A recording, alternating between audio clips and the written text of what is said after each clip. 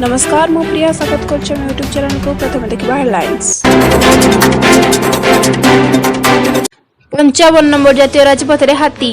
ढेंकानाल हलदिया बहाल पाखरे बुलुछंती 32 टिकिया हाथी पल। एपटे नवरंगपुर रायपुर रे गाँ रे पसी मका फसल नष्ट कले हाथी। बलांगीर रे भी हाथी उत्पात।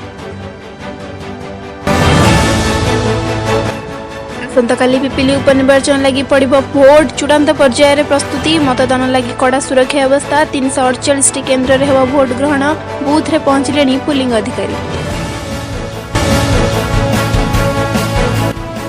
सरकारी और गोचर जमी को जबरदखल उच्छेद दाबी ढेंकानाल जातीय राजपथ अवरोध। बारंबार अभियोग पर भी प्रशासन शुणु नथिबारु तातिले लोके। रास्तार उभय पार्श्व अटकी रही शह शह गाड़ी। राज्य में स्थिर रही कोरोना संक्रमण। दिनक 565 संक्रमित चिन्हट। 5 मृत। 18 वर्ष कम वर्ग में 63 आक्रांत। सेपटे देश में 18,000 पार कला पॉजिटिव। 378 मृत। केरल में 11,000 अधिक आक्रांत। 149 मृत। देवीपीठ आरंभ है 16 उपचार पूजा। रीतिनीति चली मां पूजार्चना। श्रीक्षेत्र अधिष्ठात्री देवी मां विमला पीठ में स्वतंत्र पूजा सह चंडीपाठ।